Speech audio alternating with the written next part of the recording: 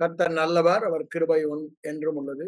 மற்றும் ஒரு zoe life வேத பாட ஆராய்ச்சிக்கு வந்திருக்கிற உங்கள் ஒவ்வொருவரையும் ஆண்டவராய் இயேசு கிறிஸ்துவின் நாமத்தினாலே நீங்கள் அந்த புதிதான ஜீவனில் வாழ்வீர்களாக என்று சொல்லி வாழ்த்தி உங்களை வரவேற்கிறேன். தேவ ஜீவன் என்பது, ஜோயே ஜீவன் என்பது தேவனுடைய ஜீவனை குறிக்கிறது. தேவனுடைய ஜீவனை நமக்கு கொடுத்தார் என்றால் அந்த ஜீவனில் வாழ்வதற்காக கொடுக்கப்பட்டது.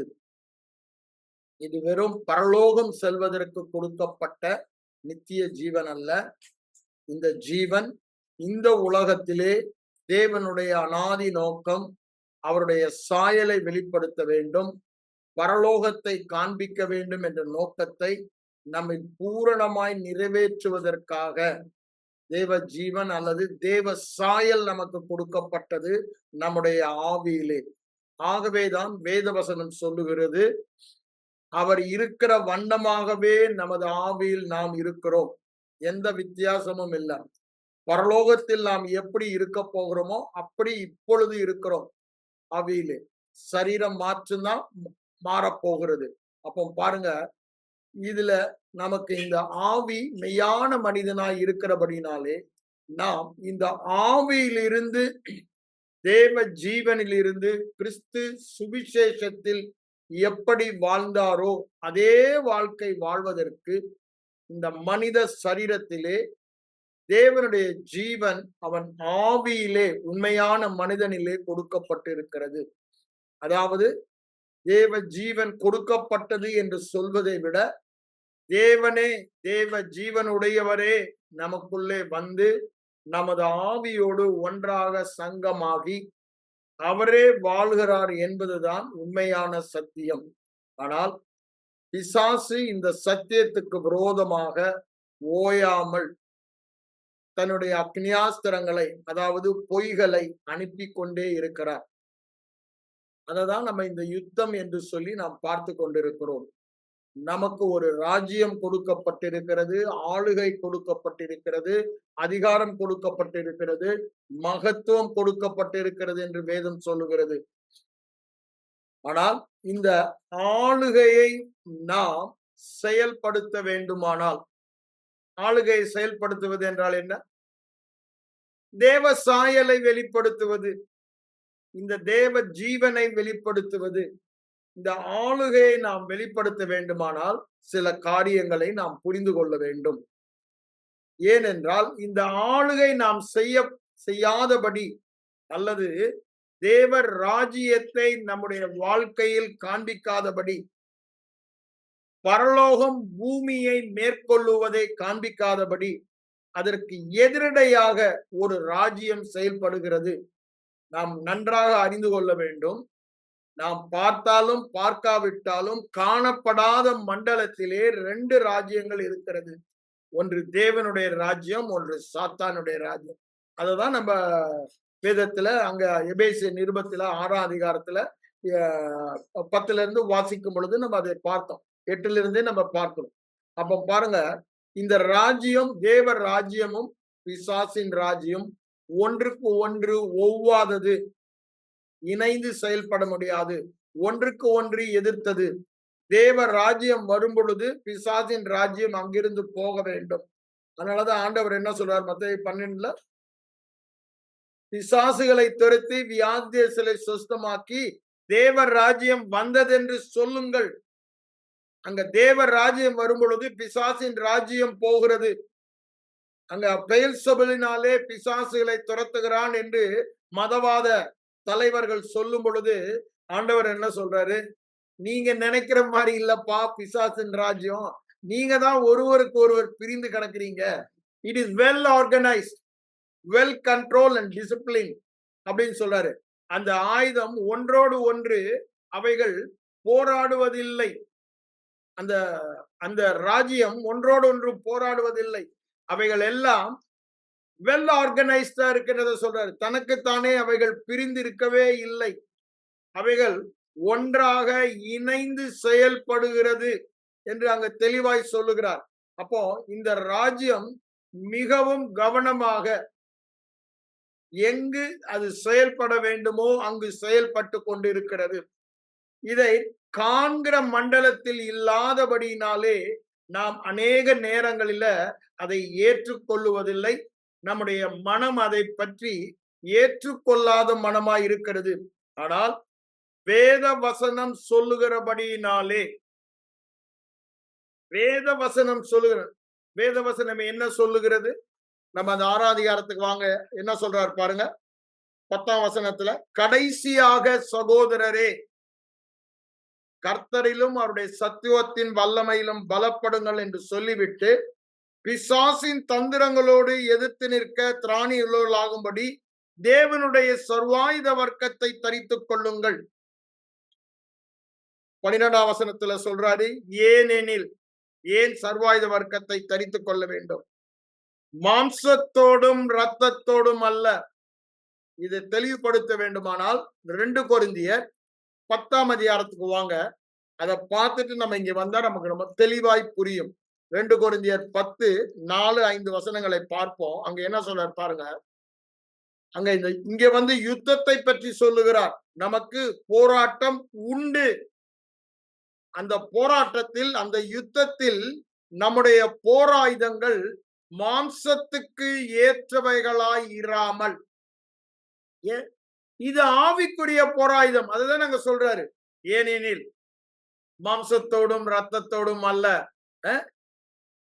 அதிகாரத்தோடும் இந்த உலகத்தை ஆளுகிற அதிபதிகளை ஆட்கொள்ளுகிற ஆவிகளோடும் வானம் மண்டலத்தில் உள்ள பொல்லாத ஆவிகளோடும் நமக்கு யுத்தம் உண்டு என்று சொல்லுகிறார். ஆகவே இந்த யுத்தம் ஒரு சரீர பிரகாரமான யுத்தம் அல்ல. இந்த யுத்தம் ஆவிக்குரிய யுத்தம். இது ஆவிக்குரிய யுத்தமாய் இருக்கிறபடினாலே நாம் ஆவியினால் தான் போராடுகிறோம். ஆவிக்குரிய ஆயுதங்களை உபயோகப்படுத்துகிறோம். அதுதான் இங்க நல்லா சொல்றாரு. எங்களுடைய போராயுதங்கள் சரீர பிரகாரமான, அப்படிதானே, கத்தி, கபடா, புல்லட்டு, கண்ணு, பாம்பு, அப்படிதானே, பீரங்கி, இவைகள் அல்ல. இது அரண்களை நிர்மூலமாக்குகிறதற்கு தேவனுடைய பலமுள்ள ஆயுதங்கள். அப்ப பாருங்க, இந்த யுத்தமே ஒன்றின் மேலே குறியாக வைத்து நடக்கிறது. இது நன்றாக நாம் புரிந்து கொள்ள வேண்டும். எதுக்கு? அரண்கள். என்ன சொல்றார் பாருங்க, அரண்களை நிர்மூலமாக்குகிறது. நாம் செய்கிற யுத்தம் என்ன? அரண்களை நிர்மூலமாக்குகிற யுத்தம். இன்னொரு விதத்துல சொல்ல போனா, அமெரிக்கன் ஸ்டாண்டர்ட் வெர்ஷன் இங்கிலீஷ் எல்லாம் என்ன போட்டிருப்பானா, கோட்டை என்று போட்டிருக்கும். அப்போ சத்துருவுடைய கோட்டைகளை, சத்துரு எங்க கோட்டை கட்டுகிறான்? மனிதனுடைய மனதிலே கோட்டையை கட்டி அவன் ஆளுகையை கொண்டு வருகிறான். அவன் ஆளுகையை கொண்டு வர வேண்டுமானால் மனதிலே அவன் முதலாவது பிடித்து கோட்டையை கட்ட வேண்டும். அப்போ அதை எதிர்த்து நாம் யுத்தம் செய்து ஜெயிக்கிறோம் என்றால் என்ன பண்றோம்? அந்த கோட்டைகளை நிர்மூலமாக்குகிறோம். அதைதான் அரண்கள் என்று சொல்லுகிறார். அரண்கள், ஸ்ட்ராங் ஹோல்ஸ். ஆங்கிலத்துல ஸ்ட்ராங் ஹோல்ஸ் அண்ட் ஃபோர்ட், அப்படிதானே? அரண்களை நிர்மூலமாக்குகிறோம். அதாவது அவர் நமக்கு எப்பொழுதும் வந்தடையத்தக்க கண்மலை, அரண், கோட்டை என்று சங்கீதக்காரன் சொல்றாரு, பாதுகாப்பான. அதே மாதிரி பிசாசு அவனுடைய வாழ்க்கை வாழ்வதற்கு ஒரு அரணை உண்டு பண்ணுகிறான். அவனுக்கு ஒரு பாதுகாப்பை உண்டு பண்ணுகிறான். அப்ப என்னாவது? நம்முடைய தேவனுடைய சித்தமான பாதுகாப்பு நம்முடைய வாழ்க்கையிலே ஈடுபடுகிறது. அப்போ நாம் பாதுகாப்பான வாழ்க்கை வாழ்வதற்கு இந்த யுத்தத்தை செய்கிறோம். இந்த யுத்தத்தை செய்வதற்கு 2 காரணம் தான் சொல்லுது வேதம். என்ன? முதலாவது, நம்முடைய மனதிலே பிசாசானவன் கோட்டை கட்டாதபடி அல்லது கட்டின கோட்டையை நிர்மூலமாக்கும்படி அவனுக்கு எதிர்த்து நிற்க சொல்லுகிறது. 2வது, ஏற்கனவே உலகத்தில் உள்ள மக்கள் என்ன பண்றான்? இப்பிரபஞ்சத்தின் அதிபதியானவன் 2 கொரிந்தியர் 4:4 சொல்றாரு, சுவிசேஷத்தின் ஒளி அவர்களுக்கு பிரகாசமாய் இராதபடி அவருடைய கண்களை குருடாக்கினான். அப்படின்னா என்ன? அவங்க மனதிலே ஒரு அரணை உருவாக்கி விட்டான். அரணை உருவாக்கி விட்டான்னா என்ன அர்த்தம்? Strong hold. இனி அதாவது ப்ரீ கன்சீவ்ட் ஐடியாஸ், அதாவது ஏற்கனவே அவர்கள் சிந்தித்து செயல்பட்டு மனதிலே ஒரு ஸ்ட்ராங் ஒரு பிடிவாத குணம், அப்படிதானே? இப்படிதான் யார் என்ன சொன்னாலும் நான் கேட்க மாட்டேன், யாரும் மாத்த முடியாது, அப்படித்தானே சொல்லுவாங்க. அவனை விட்டுடுங்கப்பா, அவன் அவ்வளவுதான், அவன் மனதில் அதை அவன் ஸ்ட்ராங்கா நினைச்சுட்டான், அவன் மாற மாட்டான், அவன் அப்படித்தான் செய்வான், அப்படிதானே? அந்த பிடிவாத குணம், பிடிவாதம் என்ன பிடிச்சிருக்கு? என்ன பிடிச்சிருக்கு? பிசாசுடைய பொய் அப்படியே பிடித்து விட்டது. பிடிவாதம், அப்படிதானே? அது நெகேமியா சொல்லும் பொழுது அங்க என்ன சொல்றாங்க பாருங்க, அது உன் மனோராஜ்யமே அல்லாமல் வரும். ஏன்? மனதிலே ஒரு ராஜ்யம் அரணாக கட்டிவிட்டது. எரேமியா 6ஆம் அதிகாரத்துல 8ல இருந்து நீங்க வாசித்து பாருங்க. நீ வந்து இப்படி பண்ற, உனக்கு நீ ராஜாவாக போற, எருசலேம்ல இப்படி எல்லாம் பண்றேன்னு எனிமிகள் வந்து சொல்றாங்க. நீ வா, நம்ம உட்கார்ந்து பேசுவோம், இது ராஜாவுக்கு தெரிஞ்சா உனக்கு டேஞ்சர் ஆயிடுன்னு. அவன் உடனே என்ன சொல்றான்? இதெல்லாம் கிஸ்மா, இதெல்லாம் அவனுடைய மனோராஜ்யம்பா, அது மாதிரிலாம் ஒண்ணும் நடக்கலன்றான். ஏன்? அவன் மனதிலே அவ்வாறு எண்ணங்களை ஏற்படுத்தி கொண்டு அவன் பேசுகிறான். அது உண்மைக்கு புறம்பானது என்று அங்க நெகேமியா சொல்றான். இப்போ இந்த அரண்கள் என்ன? மனதிலே ஒரு ராஜ்யத்தை உண்டு பண்ணுகிறோம். மனோராஜ்யம், அப்படிதானே? மனோபாவம், அதாவது ஸ்ட்ராங் ஹோல்ட். யார் என்ன சொன்னாலும் கேட்க மாட்டாங்க. என்னுடைய வாழ்க்கையில நான் சொல்ல வேண்டுமானால், ரொம்ப பெரிய ஸ்ட்ராங் ஹோல்ட் உடைஞ்சது 92ஆம் வருஷம் பார்த்தேன். அதாவது இந்த விசுவாசம் என்ற போதனை. நான் விசுவாசத்துல தான் வாழ்ந்தேன், விசுவாசத்தில் தான் ரட்சிக்கப்பட்டேன், விசுவாசத்தான் வாழ்ந்து கொண்டிருந்தேன் 92ஆம் ஆண்டு வரை. ஆனா வேதத்தின் விசுவாசத்துக்கு எதிராக என் மனதுல ஒரு ஸ்ட்ராங் ஹோல்ட் இருந்தது. ஏன்? அந்த 82ல இருந்து 80 இருந்து 92 வரைக்கும் நான் சென்ற சபையிலே போதிக்கப்பட்ட போதனை, உலகத்துல இல்லைங்க, சபையில, உலகத்தின் மூலமும் ஸ்ட்ராங் ஹோல்டு வரும். இது சத்தியத்துக்கு விரோதமான ஸ்ட்ராங் ஹோல்ட் சபையின் மூலமாக, போதகர் மூலமாக வந்தது. என்ன? இந்த விசுவாசம் என்பது காணப்படாதவைகளின் நிச்சயம், நம்பப்படுகிறவர்களின் உறுதி என்பதை அங்க அவங்க எம்பசைஸ் பண்ணாம, உள்ளதை உள்ளதென்றும் இல்லதை இல்லதென்றும் சொல்ல வேண்டும். இவங்க எல்லாம் இல்லாதவைகளை இருக்கிற போல அழைக்கிறார்கள். இது தவறான உபதேசம் என்று திரும்ப திரும்ப திரும்ப சொல்லப்பட்டு அதை கேட்டு, அதுதான் ஏன் பாசமார்கள் சொல்லிட்டா அது வேத வாக்கு, அதுதான் உண்மை என ஏற்று அதற்கு விரோதமாக இல்லாதவைகளை இருக்கிற போல அழைக்கிற தேவனாய் இருக்கிறபடியால் அவருடைய பிள்ளைகளாகிய நாமும் இல்லாதவைகளை இருக்கிறவை போல அழைக்க வேண்டும் என்ற சத்தியத்துக்கு விரோதமாக, எதிராக என்னுடைய மனதிலே ஒரு அரணை உருவாக்கினான் சத்துரு. இது யார் மூலமாக பண்றான் பாருங்க? தேவ பிள்ளைகள் மூலமாக. ஆகவே எல்லா இடத்திலும் அதுக்கு நான் எதிர்த்து நிற்பேன். ஏன்? இதை என்னுடைய மனதிலே ப்ரீ கன்சீவ், விசுவாசம் என்றால் உள்ளதை உள்ளதென்றும் இல்லதை இல்லதென்றும் சொல்ல வேண்டும். அந்த ஒண்ணுதான் வேதத்திலே எத்தனையோ இடங்களிலே இல்லாதவைகளை இருக்கிற போல் அழைக்க வேண்டும். விசுவாசம் என்றால் காணப்படாதவன் நிச்சயம், காணப்படுகிறவளை அல்ல காணப்படாதவர்களை நோக்கி இருக்கிறோம், நாம் தரிசித்து நடவாமல் விசுவாசித்து நடக்கிறோம் என்று அநேக வசனங்கள் இருந்தாலும் அவைகளெல்லாம் என் மனம் பாராதபடி என் மனம் என்ன பண்ணிடுச்சு? ஏற்கனவே என் மனதிலே ஒரு அரணை உருவாக்கி விட்டேன். எப்படி அரண் உருவாகுகிறது?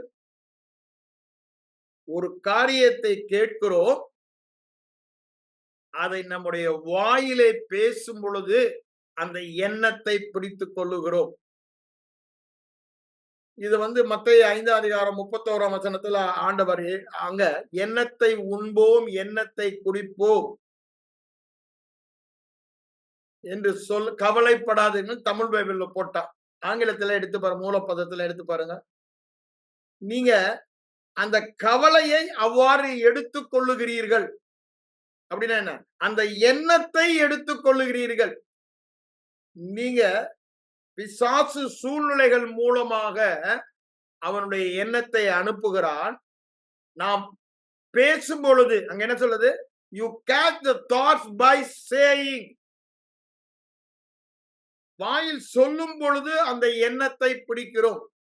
ஆயிரக்கணக்கான எண்ணங்களை அவன் அனுப்பி கொண்டே இருப்பான். எல்லாருடைய வாழ்க்கையிலும் பாருங்க, அநேக எண்ணங்கள் தாட்ஸ் வந்து கொண்டே இருக்கும். அதை தடை செய்யவே முடியாது. ஆனா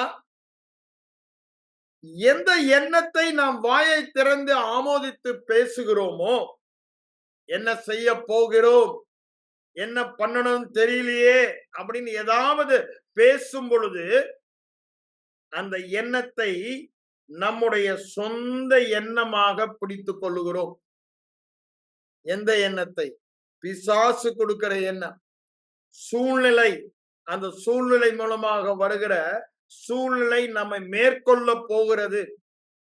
சூழ்நிலை ஒருபோதும் நம்மை மேற்கொள்ள முடியாது. ஏன்? ஏற்கனவே நாம் ஜெயித்தவர்கள். ஆனா சூழ்நிலையை பெரிதாக்கி காண்பித்து அதை நாம் வாயிலே பேசும் பொழுது நம்முடைய மனதை அவன் பிடிக்கிறான். அப்படிதான் எனக்கு அன்னைக்கு வந்தது. ஏன்? இந்த சூழ்நிலைகள் மூலமாகவும் சபையில் போதிக்கப்பட்ட போதனை மூலமாகவும் விசுவாசம் என்பது தரிசித்து நடக்கிறது. தோமாவின் விசுவாசம் தான் விசுவாசமாய் இருந்தது. ஆபிரகாமின் விசுவாசம் விசுவாசமாய் இல்ல. அந்த ஸ்ட்ராங் அரண் இருந்தபடியினாலே பிசாசு அந்த பகுதியிலே என் ஆத்துமா ரட்சிக்கப்பட்டு தேவனோடு அனுதினமும் உறவு கொள்ளுகிறவன் தான், மணிக்கணக்கா ஜெபிக்கிறவன் தான், ஊழியம் செய்கிறவன் தான். ஆனா இந்த பகுதியில் எனக்கு அரண் இருந்தபடியினாலே அந்த சுகத்தையோ மற்ற தேவன் நமக்கு கொடுத்த காரியங்களையோ அனுபவிக்க முடியவில்லை. ஏன்? இந்த மனதில் உள்ள அரண் சத்தியத்திற்கு விரோதமாக எதிர்த்து நின்று அதை ஏற்றுக்கொள்ளாதபடி பிடிவாதமாக தடை செய்கிறது. மனதிலே உள்ள அரண், இந்த மனதில் உள்ள அரண் இருக்கிற வர யார் சொன்னாலும் கேட்கறது இல்லை. நான் இப்போ பராக்கா ஊழியங்களில் 88ல சேர்றேன். 92ல தான் என் கண்கள் திறக்கப்பட்டு இந்த அரண் நீக்கப்பட்டது. அந்த 4 வருஷம் அந்த ஊழியத்தின் தலைவர் சொன்னாலும் சரி, அங்கு வந்து போதனை செய்கிற விசுவாசத்தை குறித்து போதனை செய்கிற போதர்களாய் இருந்தாலும் சரி, அதை நான் ஏற்றுக்கொள்ளவே இல்லையே. அதற்கு எதிர்த்து நின்றேன். ஐயா, பொய்யுக்கு எதிர்த்து நிற்பதற்கு பதிலாக நான் எதற்கு எதிர்த்து நிற்கிறேன்? சத்தியத்துக்கு விரோதமாக எதிர்த்து நிற்கிறேன். அபிஷேகம் பெற்றவன், மணிக்கணக்கா ஜெபிக்கிறவன், ஊழியம் செய்கிறவன், தேவன் மேல வைராக்கிய வாஞ்சை உடையவன். ஆனா இந்த அரணை, என் அறியாமையை உபயோகப்படுத்தி இந்த அரணை ஏற்படுத்தினபடியால் பிசாசு, நான் ஏற்கனவே சொல்லியிருக்கேன், இருளில தான் கிரியை செய்ய முடியும், அறியாமையில தான் கிரியை செய்ய முடியும். இருள் என்றால் அறியாமை, வெளிப்பாட்டு அறிவு இல்லைன்னா அவன் கிரியை செய்வான். அப்ப பாருங்க, என்னுடைய அனுபவங்கள் மூலமாகவும் கேட்ட போதனைகள் மூலமாகவும் மனதிலே அந்த அரண் வந்தபடியினால் அதை நான் திரும்பவுமாக நான் பிரசங்கமே பண்ணுவேன். அதற்கு ஆதாரமாக எடுத்து அதேதான் பண்ண. இங்க 4 வருஷம் பராக்கா ஊழியங்களில அவங்களோட போராடுவேன். இதை விசுவாசம் என்ற டாபிக் டீச்சிங் வந்துருச்சுன்னா அது தவறு என்று நாம் வேதத்திலிருந்து வசனங்களை, வேறங்கல்ல, வேதத்திலிருந்து வசனங்களை எடுத்து காண்பித்து அவர்களோடு நான் தர்க்கிப்பேன். ஏன் இதை சொல்ல வருகிறேன்னா, மனதில் அவ்வளவு பெரிய strong hold against the teaching of faith என்னில் இருந்தது. ஆனா ஆண்டவர் கிருபையா 92ஆம் வருஷம் கென்னத்தையன் எழுதின புத்தகத்தின் மூலமாக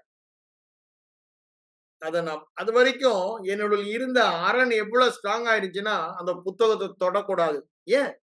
எனக்கு போதித்தவர்கள் அதையும் செய்ய பிசாசுக்கு நல்லாவே தெரியும். ஒருவேளை இதை படித்து தன் எண்ணத்தை மாற்றிக் கொள்ளுவானோ? இப்ப என்ன, ஏற்கனவே ஒரு எண்ணம், இது தவறு, இது கள்ள உபதேசம், இது தேவ மக்களை வஞ்சிக்கிற உபதேசம் அப்படின்னு ஒரு அரணை உருவாக்கிட்டான். அவனுக்கு தெரியும், இந்த அரணை உருவாக்கிட்டான், இனி அவ்வளவுதான். சந்தர் சிங் போற இடத்துல இதுதான் சொல்லுவான், நம்முடைய ஏஜென்டா வேலை செய்வான். அடுத்தது, இவன் தேவன் உண்டாக்கின ஒரு ஆசீர்வாதத்தையும் பெற மாட்டான் தெரிய. வேதம் என்ன சொல்லுகிறது? புதிய உடன்படிக்கையில ஆசீர்வாதங்களை எல்லாம் நாம் விசுவாசத்தினாலே தான், தேவனிடத்திலிருந்து எதையாவது நாம் பெறுகிறோம் என்றால் விசுவாசத்தினாலதான். இவனுக்கு விசுவாசத்தை குழப்பி விட்டுட்டோம். இவன் இந்த வேத விசுவாசத்துல இனி வாழ மாட்டான், மற்றவங்களையும் வாழ விட மாட்டான், தவறாதான் போதிப்பான். நம்ம கட்சிக்கு வந்துட்டான், அவன் பரலோகம் போறான், போயிட்டோம், இந்த உலகத்துல இருக்க வரைக்கும் எனக்கு அவன் வேலை செய்வான் அப்படின்னு ஒரு அரணை உருவாக்கிட்டான். அதனால இந்த புத்தகம் இதை பற்றிய சத்தியங்களை திறந்த மனதோடு என்னை கேட்க அலோவ் பண்ணல. யார் சொன்னாலும் உடனே போய் டப்புன்னு அதை நிறுத்து நிறுத்து நிறுத்து. கள்ளோபதேசம், கள்ளோபதேசம், தவறான உபதேசம். உள்ளதை உள்ளது என்று அழைக்க எங்க ஆண்டவர் சொல்லியிருக்காரு. நீங்க அதுக்கு வித்தியாசமா வியாதி இருக்கும்போது சுகமானன்னு சொல்ல சொல்றீங்க, பாவம் செய்யும் போது நீதிமான் சொல்ல சொல்றீங்க, பலவீனம் இருக்கும்போது பலவான் சொல்ல சொல்றீங்க. இதே நான் பொய் சொல்ல சொல்றீங்க, பொய் சொல்ல சொல்றீங்கன்னு அவங்களோட அதை கேட்காதபடி. ஏன், ஏற்கனவே மனதில் என்ன ஆயிடுச்சு, ஒரு எண்ணம், அது தவறான எண்ணம், அப்படிதானே? தவறான எண்ணம் முழுவதுமாய் பதிந்து அது அரணாக மாறிவிட்டது.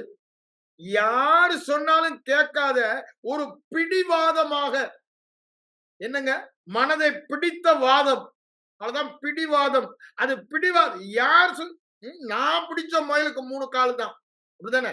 இதுதான் சத்தியம். வேற எதை நான் ஏன், ஆல்ரெடி ப்ரீ கன்சீவ்ட் ஐடியா, அப்படிதான் சொல்றாங்க. எப்படி வந்தது? Premeditation, premeditated. நாம் எதை தியானிக்கிறோம் அப்படின்னா, எதை பேசுகிறோம், எப்படி நாம் பார்க்கிறோம், அப்படிதானே? அதுதான் தியானம். Premeditated. ஏற்கனவே இவைகளை கேட்டு கேட்டு கேட்டு பேசி பேசி பேசி அவ்விதமாக பார்த்து, வேதத்தை படிக்கும் போதெல்லாம் அப்படிதான் பார்க்கிறது. அதை பார்த்து பார்த்து பார்த்து மனதிலே ஒரு அரண் உருவாகி விட்டது. அப்போ அந்த அரணை, அந்த புத்தகத்தை படிக்காதபடிக்கு எனக்கு என்ன பண்ணிட்டான், போதகர் மூலமாக. கையில கூட தொற்றாத, கென்னத்துக்கு எழுதின புக்க பராக்கா ஊழியத்துல கொடுத்தாங்களா, தூக்கி போட்டு எரிச்சிடு, வச்சிடாத, கையில தொடாத, படிக்காத, அது கள்ளோபதேசம், உன்னை கரைப்படுத்தி விடுனாங்க. ஆனா ஆவியானவருடைய அளவில்லாத கிருபை, கிருபையின் ஆவியானவர் ஒரு நாள்ல எனக்கு படிக்க என்ன ஊக்குவித்தார், சூழ்நிலை மூலமாக. வேற எந்த புத்தகமே நான் படிக்காதது, எல்லாமே படித்த புத்தகமா லேபிள்ல இருந்தனால, நான் வியாதியின் நேரத்துல லீவ் போட்டு வீட்டுல இருக்கும் பொழுது வேற வழி இல்லாம அதை எடுத்து படிக்கிறேன். என்னதான் சொல்றார் பாத்துருவோமே ஒரு கைன்னு, ஆவியானவர் என்னை இதை பார்க்க, ஏன், நான் சத்தியத்துல உறுதியா இருக்கேன், என்னை யாரும் வஞ்சிக்க முடியாது, நான் வேதத்தை அறிந்து, அந்த ஒரு எண்ணத்துலதான் அதை எடுத்து படிக்கிறேன். படிக்க படிக்க எனக்கு ஆச்சரியமா இருக்கிறது. ஒவ்வொரு சாப்டரும், ஏன், எல்லாமே வேத வசனத்தில் தான் இருக்குது. ஆனா இதுவரைக்கும் அந்த பகுதி நான் பார்க்காதபடி என் கண்கள் குருடாக்கப்பட்டிருந்தது. அங்க ஒரு அபிஷேகம் பெற்ற மனிதன், இதை குறித்த வெளிப்பாடு பெற்ற மனிதன், அந்த வெளிப்பாட்டின் மூலமாய் தன் வாழ்க்கையிலே 16 வயசுல சாக வேண்டிய மனிதன், உயிரோடு எழும்பி பெரிய ஊழியக்காரனாய் உலகத்தையே விசுவாச போதனையால் அசைத்த ஒரு மனிதன் எழுதுவதை பார்க்கும் பொழுது, அந்த ஆவியானவர், அந்த ஆவியானவர் வெளிப்பாட்டினால் எழுதப்பட்ட வார்த்தையினால் என் இருதயத்தில் என்னோடு பேசினார். அப்பொழுது நடந்த ஒரு சூழ்நிலை மூலமாகவும் என்னோடு பேசினார். இந்த சத்தியத்தை சொல்லி ஒருவனுக்கு ஜெபித்து அவன் குணமானதை என்னை கண்ணால பார்க்க வைத்தார். அப்போ என் வியாதிக்காக நான் ஏன் சர்ஜரி பண்ணணும்னு சொல்லி ஆண்டவர் இதை எனக்கு வெளிப்பாடாக கொடுத்தபடியினால் எதை நான் எதிர்த்து நின்றேனோ, ஏன் அந்த அரண் நீக்கப்பட்டது. எப்படி நீக்கப்பட்டது? சத்தியத்தினாலே. இந்த அரண் பொய்யினாலே என் மனதிலே அரணாக இருந்தது. ஆனால் சத்தியத்தை கேட்டு விசுவாசித்தபடியினாலே அந்த அரண் நீக்கப்பட்டு நான் இந்த விசுவாசம் காணப்படாதவைகளின் நிச்சயம். சூழ்நிலைகளிலே வியாதியின் அறிகுறிகள் இருக்கும் பொழுதும் தேவன் சொன்னால் சொன்னதுதான். இது என் மனதிலே ஒரு அரணானது. என்ன அரணாக வேண்டும்? தேவன் சொன்னால் சொன்னதுதான். அதற்கு மிஞ்சி ஒன்றுமே, தேவனுக்கு மிஞ்சி ஒரு வல்லமை இல்லை. தேவ வார்த்தைக்கு மிஞ்சி ஒரு வல்லமை இல்லை. தேவனும் தேவ வார்த்தையும் சொன்னால் அது அப்படித்தான். இது என் மனதில் அரணானபடியினாலே என் சரீரத்துல அந்த அடையாளம், சிம்டம், பைல்ஸுடைய எல்லா ப்ளீடிங், பெயின் எல்லாமே இருக்கிறது, வேதனை எல்லாம். ஆனா அந்த புது அரண் தேவன் சொன்னால் சொன்னதுதான். தழும்புகளால் நீ சுகமானாய். இயேசுதாமே என்னுடைய வியாதியை சிலுவையில் சுமந்தார். நகரவாசிகள் வியாதியோடு இருப்பதில்லை. இந்த சத்தியம், அது தேவ வார்த்தை, ஆவியானவர் கொடுக்கிற சாட்சி. வேதத்தில் உள்ள வார்த்தைகள் எல்லாம் ஆவியானவர் ஏவுதலால் எழுதப்பட்டவை. அப்படின்னு என்ன? ஆவியானவர் சாட்சி கொடுக்கிறது. ஆவியானவருடைய சாட்சி சொல்லுகிறது, தழும்புகளால் குணமானாய்.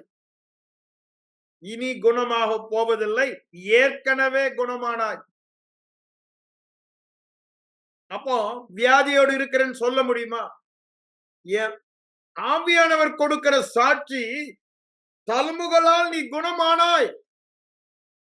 ஆல்ரெடி பாஸ்ட் டென்ஸ், நிகழ்காலம் அல்ல, கடந்த காலத்தில் நடந்து முடிந்த உண்மை. அதை அப்படியே நான் ஏற்றுக்கொண்டு சுகமானேன் என்று எல்லாருக்கும் சொன்னேன். சரீரத்தில் அடையாளங்கள் இருந்தது, இல்லை என்று சொல்லல. என்னுடைய பழைய வழக்கத்தின்படி பார்த்தால் நான் இப்பொழுது பொய் பேசுகிறேன். சரீரத்திலே வியாதியின் அறிகுறிகளை வைத்து இயேசுவின் தழும்புகளால் குணமானேன் என்று எல்லாரிடமும் சொன்னேன். டாக்டருக்கும் போன் பண்ணி எனக்கு சர்ஜரி வேணான்னு சொன்னேன், நான் குணமாகி விட்டேன்னு. என்னுடைய உற்றார் உறவினர் அல்ல, ஆபீஸ்ல வேலை செய்யறவங்க எல்லாரும் கேட்டதற்கு நான் சுகமாகி விட்டேன், ஆண்டவர் வார்த்தை அனுப்பி என்னை குணமாக்கினார். ஏன்? என் கண்கள் திறக்கப்பட்டது. ஆவியானவர் அந்த பகுதியில் எனக்கு வெளிச்சம் கொடுத்தார். இருளில் நான் இல்ல. அன்னைக்கு அந்த வாரம் அவுட்ரீச் போகும் பொழுது பாஸ்டர் பிரசங்கம் பண்றதுக்கு முன்னாடி என்ன சாட்சி சொல்ல சொன்னாரு. அப்ப சாட்சி சொல்லும் பொழுது கடைசியாக இத சொல்லும் போது எனக்கு ஒரு போராட்டம் தான். ஏன் பொய் சொல்ற என்று. தழும்புகளால் நான் குணமானேன் என்று விசுவாசிக்கிறேன். பட் எல்லாருக்கும் முன்பாக வார்த்தையை அனுப்பி என்னை குணமாக்கினார் என்று சொல்ற தைரியம் வரல. ஆனா ஆவியானவர் என்னை தைரியப்படுத்தி அந்த கூட்டத்திற்கு முன்பாக சொல்ல வைத்தார். நிறைய பேர் மீட்டிங் முடிஞ்ச பிறகு சில பேர் வந்து என்னோட பேசினாங்க. நான் அப்ப சொன்னேன் எப்படி எனக்கு இதாச்சுன்னு. ஆனா என் மனதுக்குள்ள ஒரு போராட்டம் இருக்கதான் செய்தது. என்ன போராட்டம்? பொய் சொல்றேன். ஆனா இதற்கு மேலாக ஒரு அரண் என் மனதில் இருந்தது. அப்ப அரண் வந்து என்ன? It became a dominant thoughts. என் சரீரத்துல வேதனை இருக்கு, ரத்தம் இருக்கு, வியாதி இருக்கு அப்படின்ற எண்ணத்தை விட இந்த அரண் தேவன் சொன்னால் சொன்னதுதான். பொய் சொல்ல மனிதன் அல்ல. அவர் வார்த்தை ஒருபோதும் தவறாது. தேவன் மிகுந்த உண்மை உள்ளவர். இது அரணானபடியினாலே தழும்புகளால் குணமானேன் என்பது மேலோங்கி இருந்தபடினால தைரியமா சொல்ல முடிந்தது. ஆனா அடுத்த நாள்ல இருந்து இன்னைக்கு வரைக்கும் பாத்தீங்கன்னா அந்த பைல்ஸ் என்ற அறிகுறியே கிடையாது. காரணம் என்னங்க? அந்த அரணை நிர்மூலமாக்கினேன். அரண்களை நிர்மூலமா, அதுதான் நான் சொல்ல வரேன். முதலாவது நம்முடைய வாழ்க்கையிலே அரணை நிர்மூலமாக்க வேண்டும். தவறான எண்ணங்கள், தவறான அரண்கள், தவறான மனோபாவங்கள், தவறான மனோராஜ்யங்கள், அப்படிதானே, தவறான பிடிவாதங்கள், இவைகள் எல்லாம் பிசாசின் தந்திரம் என்று வேதம் சொல்லுகிறது. அடுத்ததாக நாம் செய்ய வேண்டியது ஒண்ணு இருக்கிறது. ஆளுகையில நம்மை மாத்திரம் ஆளுகை அல்ல, உலகத்தில் சிறைப்பட்டு போனவர்களுக்கு விடுதலை சொல்லுவது நம்முடைய வேலை. அவர்களை விடுதலை ஆக்குவது நம்முடைய வேலை. எப்படி? இந்த சுவிசேஷ சத்தியத்தை சொல்லி. ஏன் ஏன் அவங்க இன்னைக்கு அவங்களுக்கு கண்கள் பிரகாசமா இல்ல? அவங்க மனதில் ஒரு அரண் இருக்கு. அவங்க மதத்திலேயோ, அவங்க குடும்பத்திலேயோ, அவங்க கலாச்சாரத்திலேயோ, அவங்க கேள்விப்பட்டு வளர்ந்த விதத்திலே மனதிலே ஒரு அரண் இருக்கிறது. இது வெள்ளைக்கார மதம், இது நம்புறது இல்லை அப்படின்னு சொல்லி ஒரு அரண், அப்படிதானே பெரும்பாலானவர்களுக்கு. அது மாதிரி நிறைய அரண் இருக்கு. எல்லா தெய்வமும் ஒண்ணுதான் அப்படின்னு ஒரு அரண் அவர்களுக்கு இருக்கிறது. ஒரே தேவன் என்பது அவர்களுக்கு புரியல. ஒவ்வொரு மதத்தினருக்கும் அவர்கள் மத போதனையினால், அவர்களுடைய கலாச்சாரத்தினால், அவர்கள் வளர்க்கப்படுகிற சூழ்நிலையினால ஒரு அரண் இருக்கிறது. இந்த அரணை மனித முயற்சியால ஒண்ணுமே செய்ய முடியாது. அதுக்குதான் இங்க என்ன சொல்றாரு, இங்க 10ஆம் அதிகாரத்துக்கு வாங்க. அவர் என்ன சொல்றாரு பாருங்க, 4ஆம் வசனத்துல, எங்களுடைய போராயுதங்கள் மாம்சத்துக்கு ஏற்றவர்களாயிராமல். நீங்க மாம்சத்துல எவ்வளவுதான் முயற்சித்தாலும் அவங்க சுவிசேஷத்தை கேட்டு ரட்சிக்கப்பட மாட்டாங்க. ஏன்? பிசாசு அவங்க மனதிலே அரணை கட்டி விட்டான், இல்ல அவங்களை கட்டி போட்டுட்டான். எப்படி அவங்களை கட்டுறான்? மனதில அரணை, கோட்டையை கட்டிட்டான். அந்த கோட்டை கட்டண அந்த ராஜ்யம், அவன் கோட்டை ராஜ்யம் எல்லாம் ஒண்ணு. எதை குறிக்கிறது? அவன் ஆளுகையை குறிக்கிறது. அவனுடைய கட்டுக்குள் இருக்கிறான் என்றால், அவனுடைய கோட்டைக்குள் இருக்கிறான், அவனுடைய ராஜ்யத்துக்குள் இருக்கிறான், அவனுடைய அரணுக்குள் இருக்கிறான். அவனுடைய பொய்யை ஏற்றுக்கொண்டு அதுதான் மெய் என்ற ஒரு அரண் அவனுக்குள்ள. நீ யார் என்ன சொன்னாலும் நான் கேட்க மாட்டேன்ற ஒரு அரணுக்குள்ள இருக்கிறான். அந்த அரணை உடைக்கணும்னா உனக்குள்ளேயும் சரி, இயேசுவை அறியாத ஜனங்களாய் இருந்தாலும் சரி, தேவர் ராஜ்யத்தை உனக்குள்ளே, உன்னுடைய மனதிலே, சரீரத்திலே, ஆவியிலே ஏற்கனவே கொண்டு வர வேண்டுமானாலும் தேவனுடைய ஆயுதத்தை தான் உபயோகப்படுத்த வேண்டும் என்று சொல்லுகிறார். அதனாலதான் பவுல் சொல்லுகிறார், கிறிஸ்துவின் சுவிசேஷத்தை குறித்து நான் வெட்கப்படேன். முன்பு யூதரிலும் கிரேக்கரிலும் புறஜாதியார் யாராய் இருந்தாலும் விசுவாசிக்கிறவன் எவனோ அவன் ரட்சிப்பு உண்டாவதற்கு, விடுதலை உண்டாவதற்கு, சுகம் உண்டாவதற்கு, வெற்றி உண்டாவதற்கு, பலன் உண்டாவதற்கு, அவனுடைய சூழ்நிலைகளை மேற்கொள்வதற்கு தேவ பலனாயிருக்கிறது. எது தேவ பலனாயிருக்கிறது? அதுதான் நீங்க சொல்றாரு, எங்கள் போராயுதங்கள் தேவ பலம் உள்ளவைகள். எங்கள் போராயுதங்கள் தேவ பலம் உள்ளவைகள். எது தேவ பலம் உள்ளது? சுவிசேஷம். சுவிசேஷம் என்ன சுவிசேஷம்? கிருபையின் சுவிசேஷம். கிறிஸ்து சிலுவையில் செய்து முடித்தது. இன்னைக்கு எல்லா கிறிஸ்தவர் மத்தியில காணப்படுகிற பெரிய அரண் என்னன்னா, அவங்க இன்னும் புதிய உடன்படிக்கைக்குள் வந்தத கண்ணுல காணல, காதுல கேட்கல, மனதின் எண்ணங்களில் அது தோன்றவில்லை. ஏன்? ஒரு அரண் இருக்கிறது. என்ன? நான் நியாய பிரமாணத்தை எல்லாம் கை கொண்டால்தான் தேவனிடத்திலிருந்து எதையாவது பெற முடியும். இது என்னங்க? பிசாசின் அரண். கேட்கிற சில பேருக்கு எப்படி இருக்கும், நான் எப்படி முன்னாடி இருந்தேன், அந்த ஆஹா கள்ள உபதேசம் சொல்றாரு சந்தர் சிங்னு தோணும். ஆனா வேதம் சொல்லுகிற சத்தியம். ஆனால அவசரப்பட்டு என்ன மாதிரி நீங்க குதிச்சிடாதீங்க, கொஞ்சம் பொறுமையா கேளுங்க. என்ன சொல்றாரு? நியாயப்பிரமாண கிரியையே இல்லாமல் நம்மை நீதிமானாக்கினார். அப்ப நீதியை பெற்றதே பவுண்டேஷன், ரட்சிக்கப்பட்டதே ரட்சிக்கப்பட்டதே அப்படின்னு என்ன? நீதிமான் ஆனதே நியாயப்பிரமாணத்தை கை கொண்டல்ல. எதனாலதான்? விசுவாசத்தினாலதான். விசுவாசத்தினாலதான். அது நீதியா இருந்தாலும் சரி, எதுவா இருந்தாலும் சரி. யாக்கோபு என்ன சொல்றாரு? 1 அதிகாரம் 7 வசனத்துல, அவன் எதையாவது பெறலாம் என்று நினைய விசுவாசத்தினால்தான் பெற முடியும்.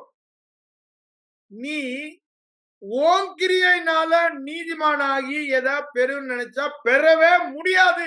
ஏன்? ஒருவன் தன் சுய கிரியையினால நீதிமான் ஆக முடியாதுன்னு சத்திய வசனமே சொல்லுது. இயேசு கிறிஸ்து ஒருவரை தவிர என்னில் பாவம் உண்டு என்று சொல்லுவது யாருன்னு கேட்கறக்கு ஆளே இல்லை. இதோ உலகத்தின் அதிபதி வருகிறான், அவன் சரக்கு என்கிட்ட இல்லைன்னு சொல்றக்கு ஆளே இல்லை. அப்படி இருக்கும்போது ஒருவரும் தேவனிடத்தில் போக முடியாது, உறவு கொள்ள முடியாது, தேவனிடத்தில் பெற்றுக்கொள்ள முடியாது. தெளிவாக சொல்லுகிறது வேத வசனம். கிரியையினால் பெற முடியாததை விசுவாசத்தினால் பெற முடிய வைப்பதுதான் புதிய உடன்படிக்கை, கிருபையின் உடன்படிக்கை, இயேசுவின் ரத்தத்தினாலே. இது உங்களுக்காக ஏற்படுத்தின உடன்படிக்கை மத்தேயு 26ல சொல்றாரு. அந்த உடன்படிக்கை என்ன சொல்லுகிறது? விசுவாசத்தினால் நீதிமான். இது பெரிய ஸ்ட்ராங் ஹோல்டுங்க. இது சாதாரணமா நீங்க கேட்கும்போது இருக்கலாம். இட்ஸ் பெரிய.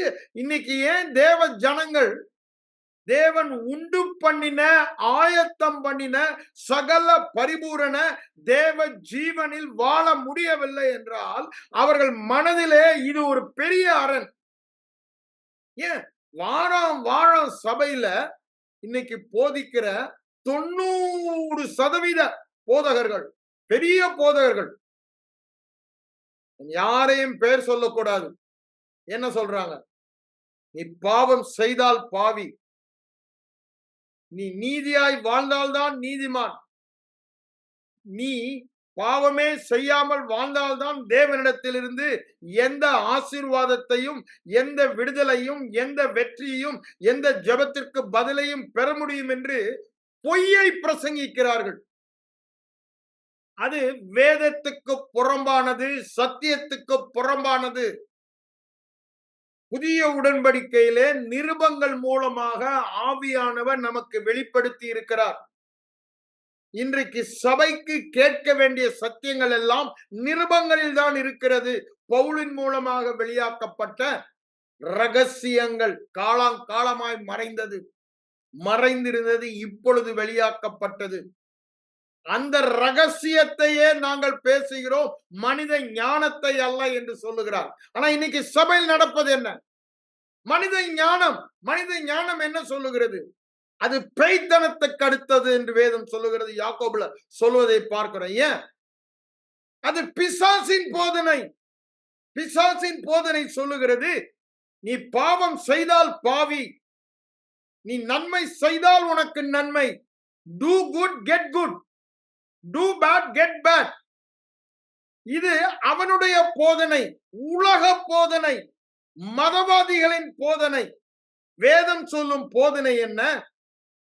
உன்னால் செய்ய முடியாததை தானே செய்யும்படிக்கு தம்முடைய குமாரனை பாவ மாம்ச சாயலாக அனுப்பி பாவத்தை போக்கும் பலியாக சிலுவையிலே பாவத்தை ஆக்கினைக்குள்ளாக தீர்த்தார்.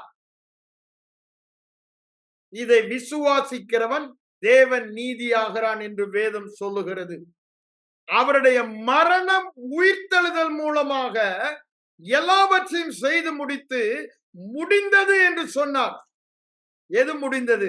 கை கொண்டால்தான் தேவனோடு உறவு கொண்டு ஆசீர்வாதம் பெற முடியும், எதையாவது பெற முடியும் என்ற நிபந்தனை முடிந்தது. இப்போ நிபந்தனையே இல்லாமல், அதுதாங்க கிருபை. அதுதான் கிருபை. தகுதி இல்லாதவன் மேல், அப்படித்தானே, சம்பாதிக்க முடியாதவன் மேல் தேவன் பாராட்டுகிற தயவு, அப்படித்தானே, அன்டிசர்வ், அன்ஏர்ன்டு மெரிட், அப்படித்தானே, நீ அதை சம்பாதிக்கவே முடியாது. அததான் அங்க அப்போஸ்தலர் 13:31 சொல்றாரு. நீங்கள் எவைகளில் நின்று விடுதலையாகி நீதிமான் ஆகக்கூடாது இருந்ததோ அவைகளில் இருந்து விடுதலையாகி விசுவாசிக்கிற எவனும், ஒரே வார்த்தையில சொல்ல, விசுவாசிக்கிற எவனும் நீதிமானாகிறான் என்று உங்களுக்கு தெரிய கடவது என்று சொல்லுகிறார். அந்தியோகிய சபையிலே பவுல் பிரசங்கிக்கும் பொழுது யூதர்கள் என்ற அந்த மதவாத யூதர்கள் ஏற்றுக்கொள்ளவில்லை. ஏற்றுக்கொண்டவர்களுக்கு என்ன ஆலோசனை? இந்த கிருபையிலே நிலைத்திருங்கள், இந்த சத்தியத்திலே நிலைத்திருங்கள். திரும்பவும் அவங்க தவறான உபதேசத்தை கொடுப்பாங்க. நீங்க விசுவாசிட்டீங்க சரி, இப்ப உங்க கிரியையினாலதான் சொல்லுவாங்க, அதை ஏற்றுக்கொள்ளாதீங்கன்றாரு. அதனாலதான் கலாத்திய நிருபம் முழுவதுமாக இந்த கலப்பட உபதேசத்தை, தவறான உபதேசத்தை பவுல் ரொம்ப தெளிவாக கிளாரிஃபை பண்ணி எழுதுவதை நாம் பார்க்கிறோம். ஏன் இதை சொல்ல வருகிறேன்? இன்று பெரும்பாலான சபையிலே, பெரும்பாலான விசுவாசிகள் மத்தியிலே, பெரும்பாலான ஊழியர்கள் மத்தியிலே காணப்படுகிற அரண் எப்படி எனக்கு காணப்பட்டதோ, எப்படி சத்தியத்தினால் அந்த அரண்கள் முறிக்கப்பட்டதோ, அது மாம்ச பலத்தினால எவ்வளவோ ட்ரை பண்ணாலும் தெய்வீக சுகத்துல பரிபூரணமாய் வாழ முடியாது. மாம்ச பலத்துல எவ்வளவு ட்ரை பண்ணாலும் விடுதலை வாழ்க்கை, தேவ ஜீவனின் வாழ்க்கை வாழ முடியாது. இது கிருபை என்கிறபடினால விசுவாசத்தினாலதான் வாழ முடியும். அதனாலதான் இந்த ஸ்ட்ராங் ஹோல்டை எடுத்து போடணும்ன்ற. எது? விசுவாசத்தினால் நீதிமான் இல்லங்க, கிரியையினாலே நீதிமான் சொல்றது ஸ்ட்ராங் ஹோல்ட் தப்பு. ஏன்? சுய கிரியினால் வருகிற நீதி நிக்காது. எதனால் வருகிற நீதி தான் கடைசி வரை நிற்கும். நியாய தீர்ப்பு நாளில தேவனுடைய நீதி தான் நிக்க முடியும். ஏன் நீதி நிக்காது? சுயநீதி, என் நீதி அது நிக்காது. தேவன் நீதிதான் நிற்கும். அததான் அவர் சொல்றாரு. முதலாவது தேவனுடைய நீதியை தேடுங்கன்றாரு. பவுலும் அததான் சொல்றாரு பிலிப்பியர் 3:9. ஏன்? இப்ப இந்த சத்தியத்தை கேட்கும் பொழுது நான் என்ன பண்றேன்? அந்த அரணை நிர்மூலமாக்குகிறேன். தவறான உபதேசத்தின் அரணை நிர்மூலமாக்கி கொண்டிருக்கிறேன்.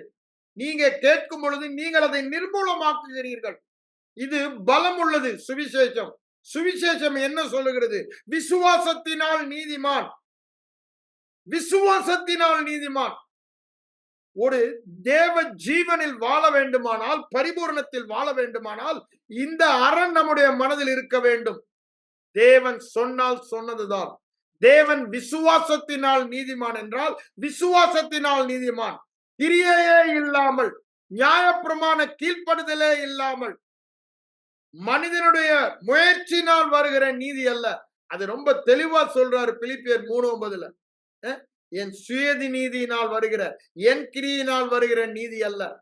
எந்த நீதி? விசுவாசத்தினால் வருகிறதும் தேவனால் வருகிறது. தேவன் ஈவாக கொடுக்கிறதுமாக தேவன் நீதி உடையவனாய் இருக்கும்படிக்கு மற்ற எல்லாவற்றையும், ஏன் மற்றவற்றை நான் ஏன் கிரியையினால ஏதாவது ஒரு நல்ல காரியம் செய்து நல்லவன் உலகத்துல பேரை வாங்கினா எனக்கு ஒரு மரியாதை இருக்கும், அப்படிதான் மதிப்பு இருக்கும். இப்ப இப்படி சொல்லும் பொழுது, ஓஹோ இவர் ரொம்ப தப்பு தண்டா பண்ணுவார் போல, அதான் இப்படி சொல்லிட்டு அலைகிறாரு அப்படின்னு கொஞ்சம் ஒரு மாதிரிதான் பார்ப்பாங்க.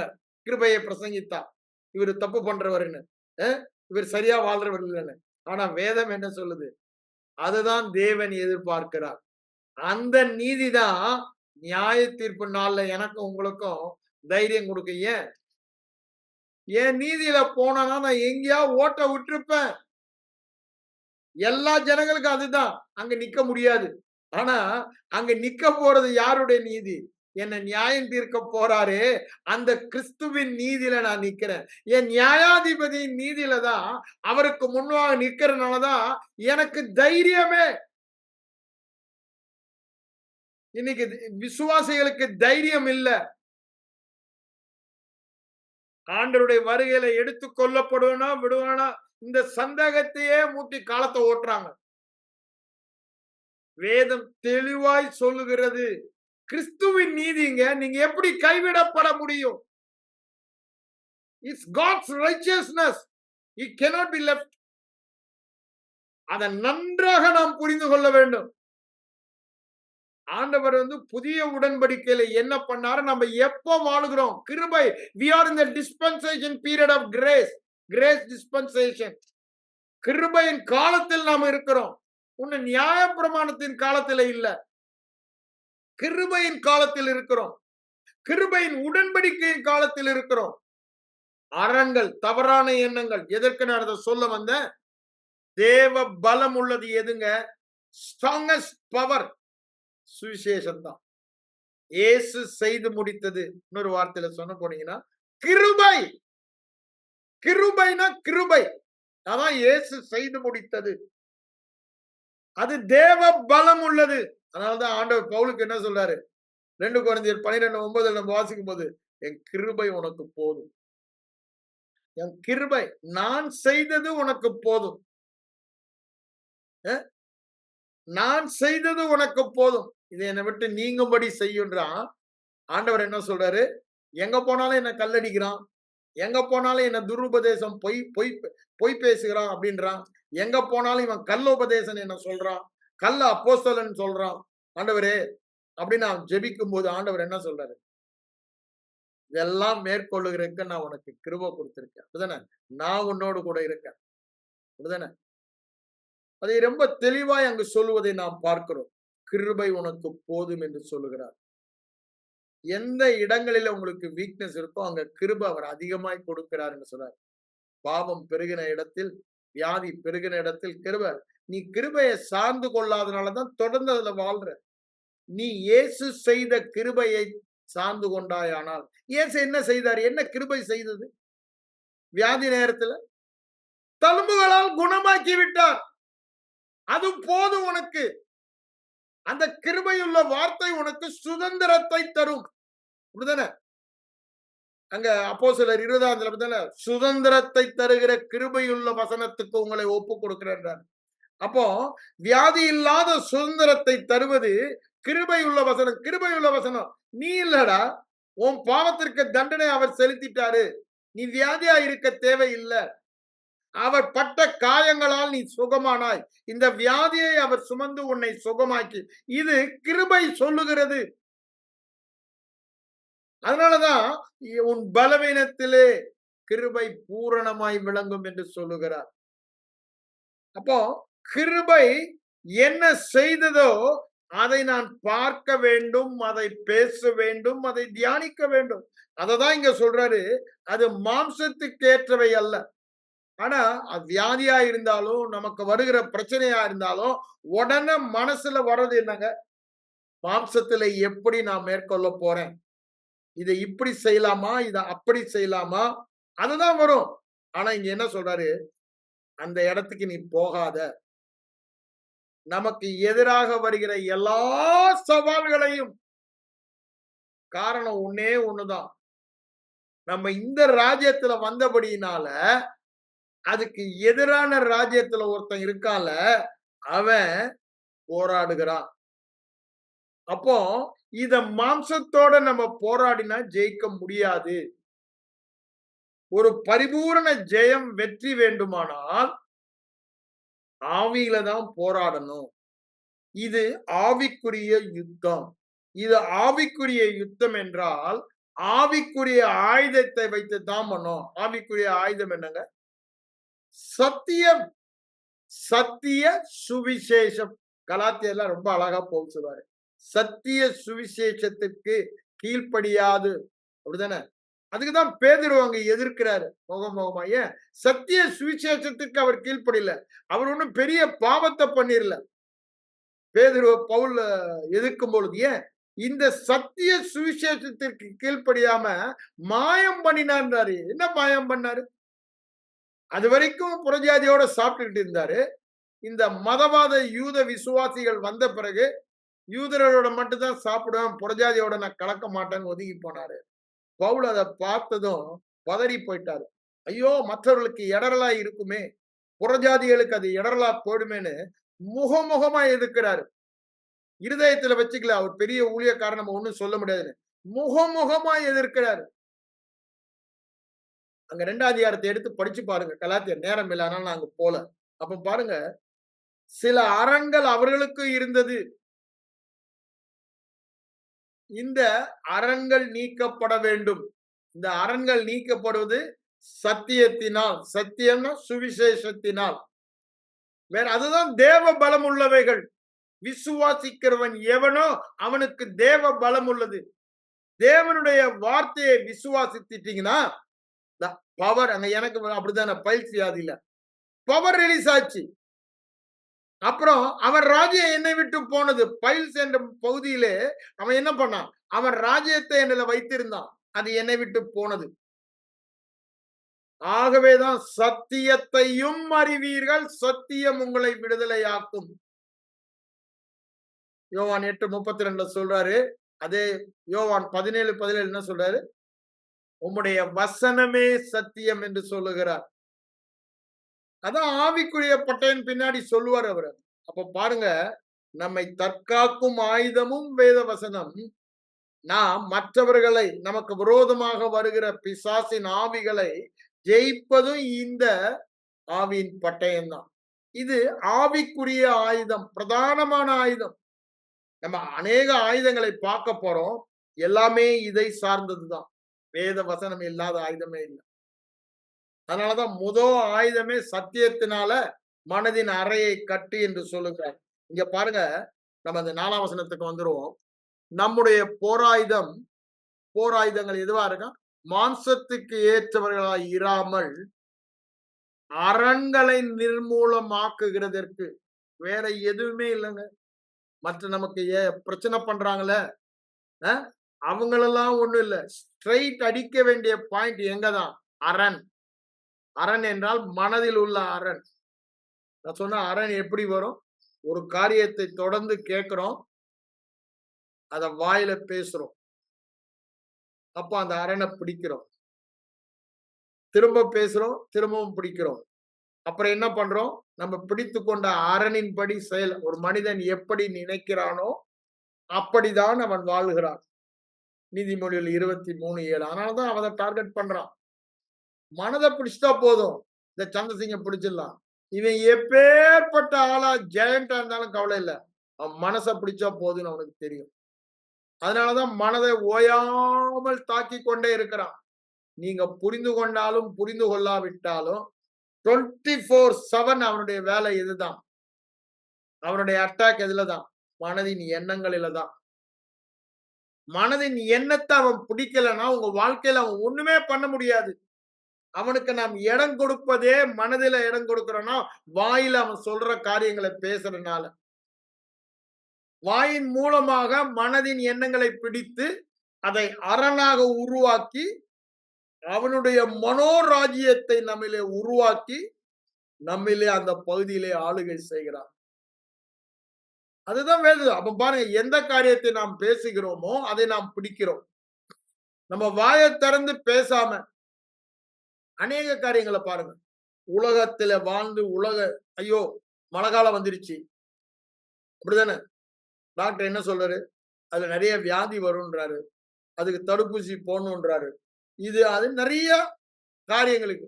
அது மனதுல அரணா இருந்தா, மழை காலம் வந்துருச்சு, மழையில நனைஞ்சா சளி பிடிக்கும், வியாதி வரும், ஃப்ளூ வரும், இந்த வியாதி தொத்து வியாதி அங்க இருந்து இங்க வரும். இதெல்லாம் மனதில் அவன் கொடுக்கிற அரண். சத்தியம் என்ன சொல்லுது? 1000 10,000 விழுந்தாலும் உன்னை அணுகாது. பகலிலே வெயிலாகிலும் இரவிலே நிலவாகிலும் உன்னை சேதப்படுத்துவதில்லை. பொல்லாங்கு உனக்கு நேரிடாது. அப்படிதானே? வியாதி உன் கூடாரத்தை அணுகாது. ஆனா இத ஜனங்க ஏன் சத்தியத்தை ஏற்றுக்கொள்ளாமல் செவித்தினர் உள்ளாகி தவறான உபதேசத்தையே கேட்கிறாங்க. அப்படிதானே தீமோத்தேயு 4ஆம் அதிகாரத்துல சொல்ல 2 தீமோத்தேயு 4. அப்போ அந்த மாதிரி ஆட்கள் இன்னைக்கு பிரசங்கிக்கிறபடினால இந்த சத்தியத்தை சொல்ற அளவுக்கு ஆளுங்க இல்ல. சத்தியத்தை கேட்கறதுக்கும் விசுவாசிகள் இல்ல. ஏன்? பிராக்டிகலா பேசணும் பிரதர். பிராக்டிகலா பேசணும் பிரதர்ன்னுவாங்க. பேலன்ஸ் பண்ணுங்க பிரதர். பேலன்ஸ் பண்ணுங்க. ஒரே கிருப கிருப விசுவாசம் போறீங்கல்ல. பேலன்ஸ் பண்ணுங்க பிரதர்ன்னுவாங்க. பெரிய பிரசங்கியா. நான் கேட்டிருக்கேன். பேலன்ஸ் பண்ணணும். பிராக்டிகலா போணுமா? பிராக்டிகலா போணுமா? அதுதான் அவர் சொல்றாரு. பிராக்டிகல் என்ன? மாம்சத்துல போங்கன்றாங்க. பேலன்ஸ் பண்ணுங்கன்னா என்ன சொல்றாங்க? கிருபைய மாம்சத்தோட கிரியையினால பேலன்ஸ் பண்ணுங்கன்றாங்க. ஆனா வேத வசனம் சொல்றது மாம்சம் அல்ல. மாம்சத்தினால ஒன்று முடியாது. ஆண்டவர் என்ன சொன்னாரு? மாம்சம் ஒன்றுக்கும் உதவாது. யோவான் 6ஆம் அதிகாரத்துல சொல்றாருல, அங்க 63, 64 நீங்க வாசித்து பாருங்க. மாம்சம் ஒன்றுக்கும் உதவாது. ஆவியோ உயிர்ப்பிக்கிறது. நான் சொல்லுகிற வார்த்தைகள் ஆவியாயும் ஜீவனமாயும் இருக்கிறது. அதுதான் பிரயோஜனம்ன்றாரு. இதேதான் அவர் அங்க சொல்றாரு. நீ பேசுகிற வார்த்தைகள் ஆவியாயும் ஜீவனாயும் தேவ பலம் உள்ளவளுமாய் இருக்கிறது. நீ பேசலன்னா அங்க தேவ பலம் ரிலீஸ் ஆகாது. பேசும்போதுதான் மனதிலே ஒரு கோட்டை கட்டப்படும். நீ அந்த எண்ணங்களை பிடிக்கிறாய். தழும்புகளால் குணமானேன். எதற்குங்க அறிக்கை பண்ண சொல்றோம்? எதற்கு அறிக்கை பண்ண சொல்லுகிறோம்? மனதின் எண்ணத்தை பிடிப்பதற்கு, நம் மனதிலே ஒரு அரண் உருவாவதற்கு. அததான் அங்க பாருங்க, ஆதியாகமம் 11:6 ஆண்டவர் என்ன சொல்றாரு? பாபேல் கோட்டம் கட்டும்போது, அவர்கள் செய்ய நினைத்ததை ஒருவரும் தடை செய்ய முடியாது அப்படின்னா, வாட் எவர் தேர் இமேஜின், மனசுல ஒரு அரணை உண்டாக்கிட்டானுங்க. இனி தரப்பணமோ பாஷையை தாறுமாறாக்கிடு. அப்போ வாயில அவனுக்கு சரியா பேச முடியாதுன்னு ஆண்டவர் அங்க வருவதை நாம் பார்க்கிறோம். ஏன்? அவங்க அதை பேசி பேசி பேசி மனதுல, அதனால there is nothing impossible for man. எப்போ மனதுல அந்த அரண் வந்துருச்சு, எங்களால நாங்க வானத்துக்கு வரைக்கும் கட்டிடுவோம்டான்னு. அவங்க எந்த வானமும், முதல் வானமா, 2ஆம் வானமா, 3ஆம் வானமா, வானம் வர எழுப்பிடுவோம்டானுங்க. ஆனா ஆண்டவர் என்ன சொல்றாரு? அவர்கள் செய்ய நினைத்தது தடைப்படாது. Whatever they imagine nobody can stop. அதுதான் பிசாசு அந்த சத்தியத்தை தெரிஞ்சு மனதின் அரணை பிடிக்க திரும்ப திரும்ப திரும்ப அவன் முயற்சி செய்வதை பார்க்கலாம். ஆனா இதை நம்ம அறிந்து கொள்ள வேண்டும் என்று தான் சொல்றாரு. பிசாசின் தந்திரங்கள் நமக்கு தெரியாதவைகள் அல்லவே. அவன் தந்திரத்தினாலதான யுத்தம் பண்றான். அவன் தந்திரம் என்ன? உன் மாம்சத்துல உன்னை சார்ந்து யுத்தம் பண்ண வைப்பான். மாம்சத்துல சார்ந்துனா என்னங்க? உன் அனுபவத்துல அவன் சொல்றாங்கல்ல, பிராக்டிக்கல் அனுபவம், கிரியை. கிருபை இல்லைங்க, கிரியை. எல்லாம் கிருபை என்பது கிரியை. அப்போ கிருபை மைண்ட் செட்ல இருந்து நியாயப்பிரமாண மைண்ட் செட்டுக்கு போக சொல்றாங்க. கிரியை மைண்ட் செட்டுக்கு பேலன்ஸ் பண்ணிக்கீங்க, பேலன்ஸ் பண்ணிக்கீங்கன்றாங்க. அததான் கலாத்திய நிருபத்துல சபிக்கப்பட்டவள் என்றாரு. நான் பிரசங்கித்த இந்த சுவிசேஷம் விசுவாசத்தினால் நீதிமான். அந்த சுவிசேஷத்துக்கு விரோதமாக கிரியையினால் அப்படின்னு அங்க மிக்ஸ் பண்ணாலே சாபம் வந்துரும்ன்றாரு. ஏன்? கிரியையினால ஒருத்தனை நீதிமான் ஆகலனா சாபம் தாண்டா வரும். விசுவாசத்துல நீதிமானானா ஆசீர்வாதம் தாண்டா வரும் சொல்லி அவங்க சொல்றாரு. அவர் கலக்குகிறவன், இப்படி போதிக்கிறவங்க தரிப்புண்டு போனால் நலமாய் இருக்கும். இது உங்களால் அழைத்தவரால் உண்டான உபதேசம் அல்ல. ரொம்ப ஸ்ட்ராங்கா சொல்றாரு. நீங்க இவ்வளவு புத்தியினர்களான்னு கேட்கிறாரு. அப்ப பாருங்க, நன்றாக நாம் புரிந்து கொள்ள வேண்டும். கலப்படத்துக்கு, அதாவது பேலன்ஸ், கலப்படம்னா பேலன்ஸ். இவங்க சொல்ற பேலன்ஸை நம்ம ஒத்துக்கொள்ளவே கூடாது. நம்ம யாரு? we are militant. சத்தியத்துக்கு அப்படியே தீவிரவாதிகள். the violent take it by force. இந்த தீவிரவாதிகள், சத்தியத்தின் மேல தீவிரவாதிகள் தான் தேவன் உண்டு பண்ணின ஒவ்வொரு காரியங்களையும் இந்த உலகத்துல அனுபவித்து ஆளுகை செய்ய முடியும். சுதந்திரிப்பவர்கள் தான் ஆளுகை செய்கிறவர்கள். வெளிப்படுத்தின விஷயத்துல சொல்றதை நம்ம பார்க்கிறோம். சுதந்திரிக்காதவங்க ஆளுகை செய்யறவங்க இல்ல. இதுதான் நம்முடைய ட்ரைனிங் கிரவுண்ட். நான் ஏற்கனவே உங்களுக்கு சொன்னேன், நமக்கு ஆன் த ஜாப் ட்ரைனிங் கொடுத்திருக்காரு. அவரோடு கூட ஆளுகை செய்ய தேவ தூதரையும் நம்ம நியாயம் தீர்க்க போறோம், ஆளுகை செய்ய போறோம். யோசித்து பாருங்க, மேலான ஸ்தானம். இப்ப தேவதூதர் வந்து எனக்கு பணிவிடை செய்வான்னா அவனை என்னமோ பெருசா நம்ம நினைச்சுக்கிட்டு இருக்கோம். ஆனா அவன் நமக்கு பணிவிடை ஆவிகள். அவனையும் நம்ம நியாயம் தீர்க்க போறோம். இந்த விழுந்து போன பிசாசை நாம் தான் நியாயம் தீர்க்க போறோம்னு வேதவசனம் சொல்லுது. அப்ப நல்லா யோசித்து பாருங்க. மாம்சத்தின்படி நாம் போராடுகிறவர்கள் அல்ல அவர் சொன்ன பிறகு இன்னும் பிராக்டிக்கலு உன் கிரியைன்னு சொல்லிட்டு இருந்தா அர்த்தம் இல்ல. எல்லாமே இதுதான். இயேசு செய்ததுதான். கேள்வி எல்லாம் நீ என்ன செய்தாய், என்ன செய்ய போகிறாய் என்பதல்ல. அவர் உனக்காக என்ன செய்தார், என்ன செய்கிறார், என்ன செய்தார், எல்லாமே செய்து முடித்தார். என்ன செய்கிறார், எனக்காக பிதாவின் வலது பார்சத்துல பரிந்து பேசுகிறார். இன்னைக்கு எனக்காக பரிந்து பேசுகிறார். என்ன பரிந்து பேசுகிறார்? சந்தர் சிங்குக்கு நான் எல்லாமே செய்துட்டேன் ஆண்டவரே. அவன் தரித்திரத்தில் இருக்க வேணாம், வியாதியில் இருக்க வேணாம், பாவத்தில் இருக்க வேணாம். பிசாசு அங்க குற்றப்படுத்துவோம். பிசாசு மூலமா குற்றம் வந்தவர் சொல்றாரு. அவரு நான் தான் எல்லாம் முடிச்சிட்டேனே, அப்படிதானே? அததான் அங்க 1 யோவான் 2ஆம் அதிகாரம் 2ஆம் வசனத்துல பாக்குறோம். ஒரு பாவம் செய்வானானால் நீதிபரராய் இருக்கிற கிறிஸ்து நமக்காக பரிந்து பேசுகிறார். சகல மனிதர்களுக்கும் கிருபாதார பலி அவர்தான் அப்படின்னு நாங்க சொல்வதை நாம் பார்க்கிறோம். அப்போ தெளிவாய் நாம அறிந்து கொள்ள வேண்டும் சத்தியத்தை. இங்க என்ன சொல்றாரு? மாம்சத்துல போராடாதீங்க அப்படின்னா என்னங்க? கிரியையினால் அல்ல, விசுவாசத்தினாலே, விசுவாசத்தினாலே, கிருபையினாலே, விசுவாசம், கிருபை. இதான் ஆவிக்குரிய யுத்தத்தில் நாம் போராடுகிறது. கிருபையின் சத்திய சுவிசேஷத்தினாலே என்ன எண்ணங்களை மாற்றுவதுதான் இந்த யுத்தம். எண்ணங்களை மாற்றுவதுதான் இந்த யுத்தம். இந்த எண்ணங்களை மாற்ற வேண்டுமானால், தியானிக்க வேண்டுமானால், வாயில பேச வேண்டுமானால், படம் பிடித்து வேண்டால், இரவும் பகலும் இதன் மேல ஒரு பிரியம் வரணும் தியானம் பண்றது. அதனாலதான் அவன் பாக்கியவான். ஏன் அவன் பாக்கியவான்? இரவும் பகலும் அவனுடைய தியானம், எண்ணம், ஏக்கம் எல்லாம் வேதவசனம். அப்போ அவனுடைய மனதில் என்ன ஸ்ட்ராங் ஹோல்டு தான் இருக்கும்? வேதவசனம் தான் ஸ்ட்ராங் ஹோல்டா இருக்கும். அப்ப அவன் செய்வதெல்லாம் ஆட்டோமேட்டிக்கா வாய்க்கும். ஏன்? அது தேவனுடைய வழிமுறை. அதனாலதான் யோசுவா 1:8 அதை சொல்றாரு. இந்த வசனம் உன்னை விட்டு பிரியாது இருக்க வேண்டும். இந்த வசனம் பிரியாது இருக்கணும்னா, வாயை விட்டு பிரியாது இருந்துச்சுன்னா ஆட்டோமேட்டிக்கா மனதுல பிரியாது ஒரு ஸ்ட்ராங் ஹோல்டு வந்துடும். அந்த ஸ்ட்ராங் ஹோல்டு வந்தா அந்த வசனம் என்ன சொல்லுது? நீ செய்வதெல்லாம் வாய்க்கும், நீ செய்வதெல்லாம் வாய்க்கும், நீ செய்வதெல்லாம் வாய்க்கும்.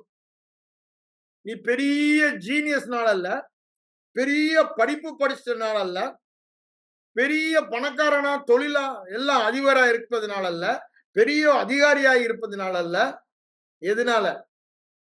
இந்த வேத வசனம் மனதில் அரணாய் மாறுகிறபடியினால நீ செய்வதெல்லாம் வாய்க்கும். நீ செய்வது எல்லாம் வாய்க்கும். அது ஊழியமா இருக்கலாம், வேலையா இருக்கலாம், தொழிலா இருக்கலாம், வியாபாரமா இருக்கலாம், குடும்பம் நடத்துறதா இருக்கலாம். எதுவா இருந்தாலும் வாய்ப்பதற்கு ஒன்னே ஒண்ணுதான். என்ன? மனதிலே சத்தியம் அரணாக வேண்டும். சத்தியம் என்ன சொல்றது? அரணா. ஏன்? அவர் எல்லாவற்றையும் செய்தபடியால் எல்லாவற்றையும் நான் இலவசமாய் பெற்றுக் கொள்ளுகிறேன்.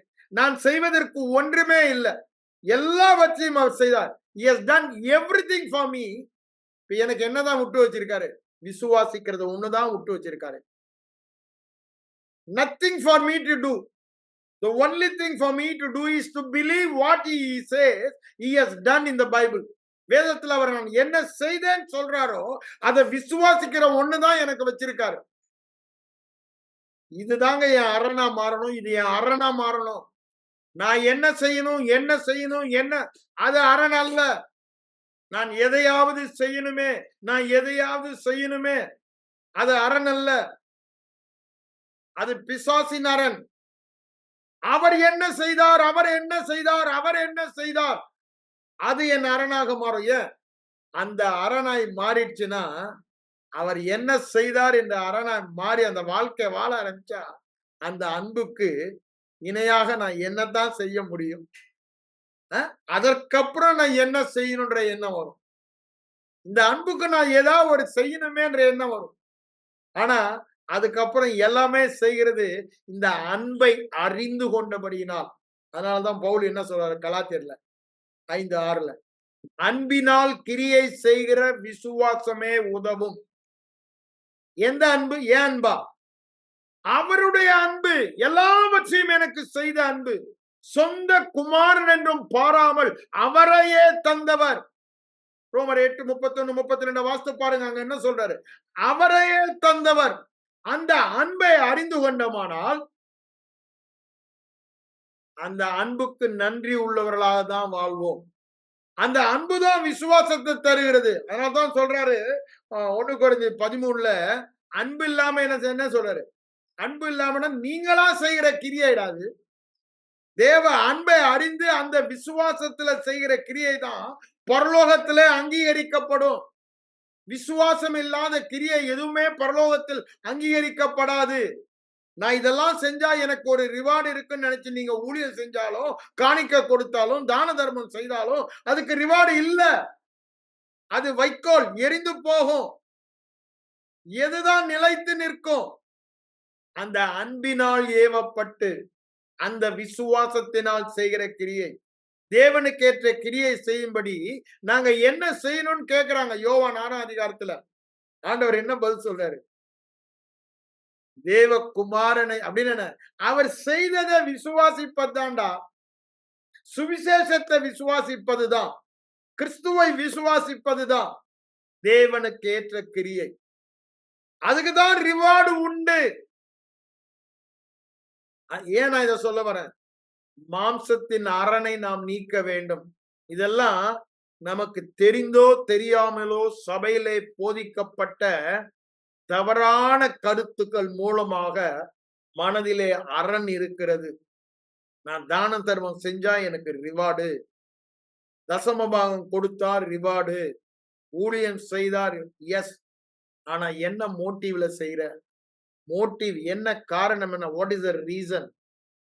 அதுதான் அங்க முக்கியம். அதுதான் சொல்றாரு, அன்பினால் ஏவப்படுகிற விசுவாசத்தினால் செய்கிறதுக்குத்தான் ரிவார்டு. நீ செய்கிறபடினால அவர் உனக்கு ரிவார்டு கொடுக்கல, ஆசீர்வாதம் தரல. அவர் செய்ததை நீ விசுவாசிக்கிறபடினாலதான் தருகிறார்.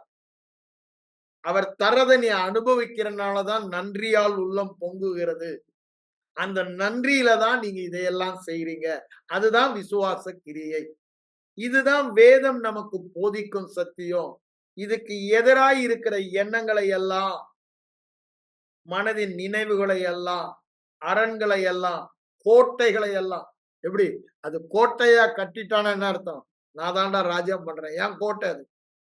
சந்திரசிங் மரன்ல மைண்ட்ல அவன் அந்த பகுதியில கோட்டையை கட்டினதும், நான் கோட்டையை பிடிச்சிட்டேன் பாத்தியா, சந்திரசிங் இப்ப நான் தான் ஆளுகிறேன், அந்த ராஜ்யத்துக்குள்ள நான் போயிட்டு அங்கேயே நான் கோட்டையை போட்டேன்டான்றான். ஏன்? இனி நான் சொல்றபடிதானே அவன் அதை செய்வான். இங்க ஸ்ட்ராங் ஆயிடுச்சு. அதுல புடியா புடிச்சுக்கிட்டு இருப்பான், அசைய மாட்டான். ஏன்? அது அரண். அதனாலதான் அவன் மனதை பிடிக்கவே அலைகிறான். நம்ம தான் அதை புரியாம அவன் கரெக்டா தன்னுடைய டாஸ்க், தன்னுடைய கோல்ல கரெக்டா இருக்கும். அதான் சொல்றேன், அந்த கூட்டங்கள் ஒரு ஆர்கனைஸ்டா இருக்காங்க. Organised hierarchy. பிசாசு, அவனுடைய ஆவிகள் எல்லாம், டிமன்ஸ் எல்லாம் ஒரு ஹைரார்கியா எல்லாம் தங்க பிரிந்தே இல்லை. மனதை அடிக்கணும், மனதை அடிக்கணும், மனதை அடிக்கணும். அதுக்கு சூழ்நிலையை கொண்டாடுவோம். மனதை அடிக்கணும்ன்றார். அப்படிதானே? அதை பிடிப்பதிலே குறையா இருக்காங்க. அவன் தீங்கு நாளை கொண்டு வரது எதற்குங்க?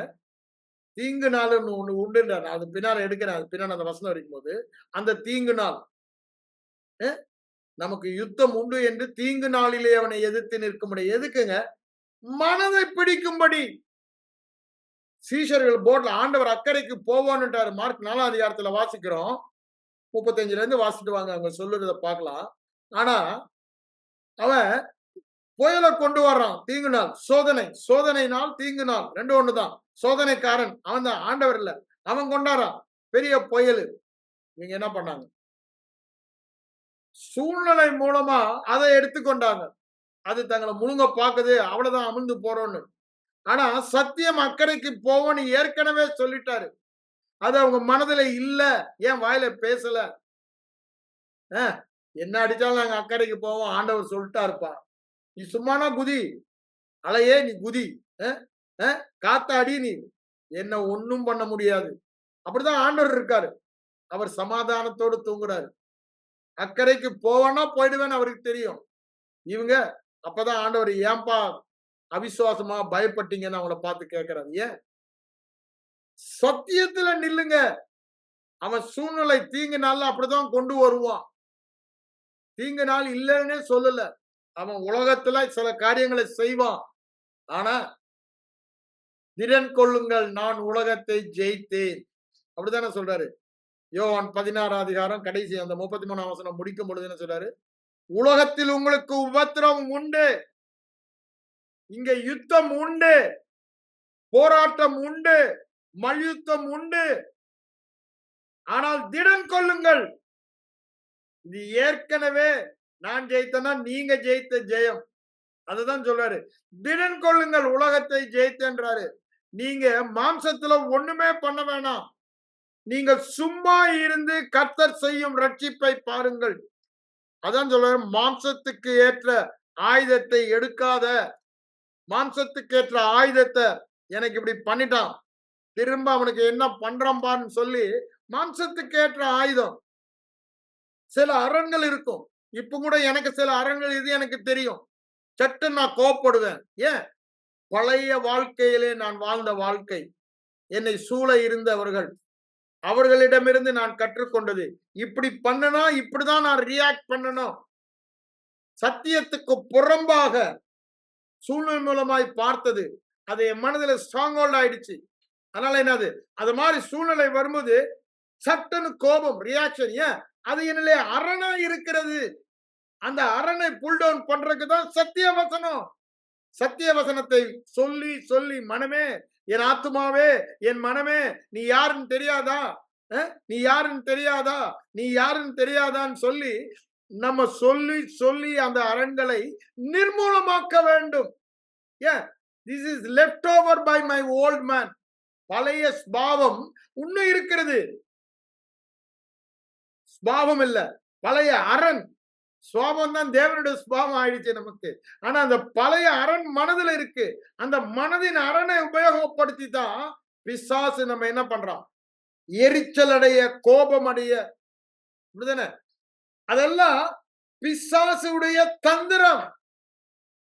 நம்ம இதை அரண் என்று அறிந்து கொண்டோமானால் நான் எப்படியா கோபப்படக்கூடாது பிரதர், நான் ரொம்ப நினைக்கிறேன் அப்படின்னு நீங்க எவ்வளவுதான் முயற்சித்து பாருங்க, எவ்வளவுதான் முயற்சித்து பாருங்க, புரியவே முடியாது. அந்த சட் 1 second you lose your temper.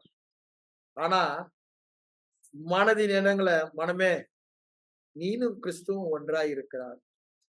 அவருடைய சுபாவம் தான் உன் சுபாவம். அவர் வையப்படும் பொழுது திரும்ப பேசக்கூட இல்லைன்னு வேதவசனம் சொல்லுது.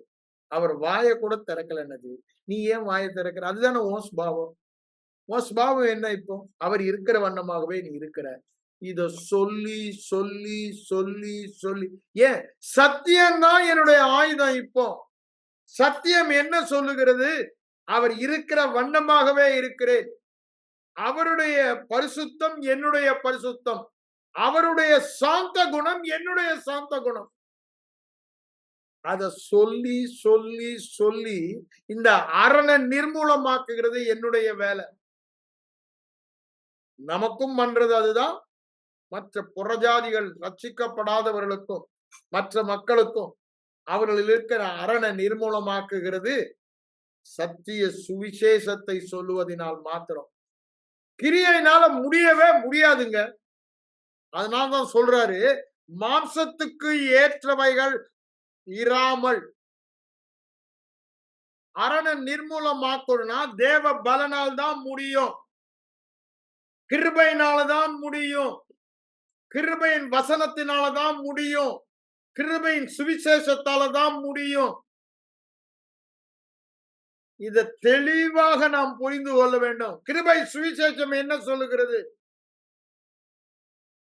அதையெல்லாம் திரும்ப திரும்ப திரும்ப நம் மனதுக்கு பேசி சொல்லி நினைப்பூட்டி வெளிப்பாட்டு அறிவை நாம் பெற்றுக்கொண்டு தவறான அரண்களை நிர்மூலமாக்க வேண்டும். இது நமது வேலை. It's our responsibility. தேவன் நமக்கு கொடுத்த உத்தரவாதம். அப்படிதானே? மனம் புதிதாகிறதுனாலே மறுரூபம் ஆகுங்கள். இன்னும் என் பழைய வீக்னஸ் இருக்கு பிரதர் சொல்லிட்டு அலையாதீங்க. சொல்ல சொல்ல அது இருக்கத்தான் செய்யும். நீங்க பழைய வீக்னஸ் இல்ல, புது சுபாவம் உள்ள மனிதர்கள். பழைய வீக்னஸ் மனிதன் மரித்து போனான். சத்தியம் சத்தியம் சத்தியம். அப்போ புது சுபாவத்தை சொல்லுங்க, திரும்ப திரும்ப சொல்லுங்க. அததான் சொல்றாரு. மனம் புதிதாக சொல்லுகிறார். மனம் எவ்வாறு புதிதாக முடியும்? தியானத்தினால. தியானம் என்ன? வாயை விட்டு சத்திய சுவிசேஷம் பிரியக்கூடாது, கண்ணை விட்டு பிரிய. என்ன? உன் பார்வையும் இதன்படி இருக்க வேண்டும், உன் பேச்சு இதன்படி இருக்க வேண்டும், நீ கேட்பது இதன்படி இருக்க வேண்டும், நீ நினைப்பதும் இதன்படி இருக்க வேண்டும். அப்ப அந்த அரண் என்ன ஆகும்?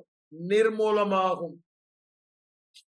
அரண்களை நிர்மூலமாக்குவதுதான் இந்த யுத்தம். அரண்களை நிர்மூலமாக்குவதற்குத்தான் ஆயுதங்கள், சர்வாயுத வர்க்கம் நமக்கு கொடுக்கப்பட்டிருக்கிறது. இந்த சத்திய சுவிசேஷத்தினாலே அரண்களை நாம் நிர்மூலமாக்க வேண்டும். அதனாலதான் அடுத்த வருஷம் நான் வாசற நேரம் போயிடுச்சு. அவைகளால் நாங்கள் தர்க்கங்களையும், நான் ஆர்கியூ பண்ணுவோம் பாருங்க, அதான் தர்க்கம். தேவனை அறிகிற அறிவுக்கு அப்படின்னு என்னங்க? சத்தியத்தை அறிகிற அறிவுக்கு. நானே சத்தியம் என்று சொன்னார். தேவனையும் சத்தியத்தையும் பிரிக்க முடியாது. சத்தியத்தை அறிகிற அறிவுக்கு விரோதமாக சத்தியம் என்ன சொல்லுகிறது? விசுவாசத்தினால் நீதிமான். விசுவாசம் இல்லாமல் தேவனிடத்தில் பிரியமாய் இருக்க முடியாது. விசுவாசம் இல்லாமல் தேவனிடத்திலிருந்து ஒன்றையும் பெற முடியாது. எங்குமே கிரியை சொல்லலைங்க.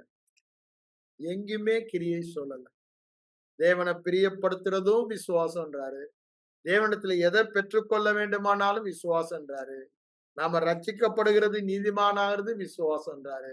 சுகத்தை பெறுவது விசுவாசம்ன்றாரு. இது சத்தியம். அததான் அவர் சொல்றாரு, சத்திய இதற்கு விரோதமாக நான் தான் ஏதாவது செய்யணும்னு சொல்றாங்கல்ல, நான் பரிசுத்தவான் நீதிமானா, நான் தான் இல்ல. அது சத்தியத்துக்கு விரோதமானது. என்ன சொல்றாரு? ஜெகோவா மக்கதேஸ், நானே உன்னை பரிசுத்தமாக்குற கர்த்தர். அப்ப நீ உன்னை சுத்தம் பண்ணுங்கன்னு சொன்னா அது சத்தியத்துக்கு விரோதமானது. அதானே? ஜெகோவா ஷிக்கேனு, நானே உன்னை நீதியாக்குகிற கர்த்தர். அதுக்கு விரோதமானதெல்லாம் சத்தியத்தான தர்க்கம். அதையெல்லாம் என்ன பண்ணுமா? சத்தியத்துக்கு விரோதமாக எழும்புகிற எல்லா மேட்டுமையையும் திரும்ப சொல்றாரு, நிர்மூலமாக்கி. நிர்மூலமா, you have to destroy.